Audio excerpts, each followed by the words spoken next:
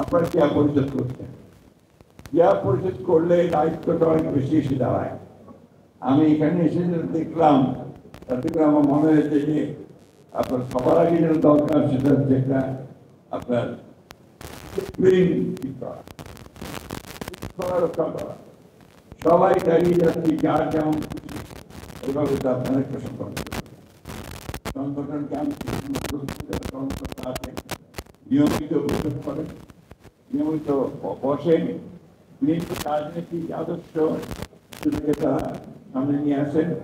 এখনকার যে কৃতজ্ঞ আছে সামনে আনেন, কথা বলেন, কেন গণতন্ত্র দরকার তা মানুষকে বোঝানোর চেষ্টা করেন এবং আপনাদের কাজের মধ্যে দেশটাকে জিয়াউর রহমান একজন ক্ষমতামা পুরুষ, সবসময় জিয়াউর রহমান পাওয়া যায়, তাই না?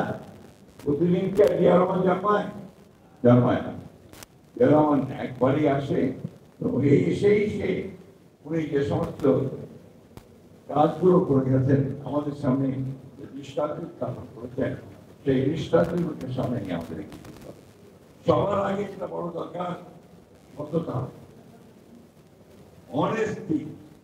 সততা ছাড়া বিএনপি কিন্তু আপনার জনগণের কাছে দাঁড়াতে পারবে না।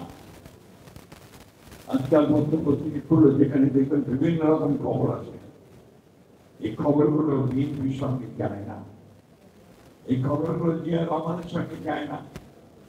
সুতরাং অবশ্যই বিএনপি যারা করবেন, যারা জিয়াউর রহমানকে অনুসরণ করবেন, সবার আগে নিজেকে স্মরণ দিতে হবে, তারপরে যে কর্মনিষ্ঠা, দেশকে ভালোবাসা, সেই কাজগুলোকে সামনে নিয়ে আসতে হবে। এই মনোযোগা মানুষটির অল্প সময়ের মধ্যে সারা বাংলাদেশের পরিবর্তনের জন্য তিনি যে কাজগুলো করে গেছেন, সেই কাজগুলোকে এখনো আপনারা সেটাই করে যাচ্ছেন।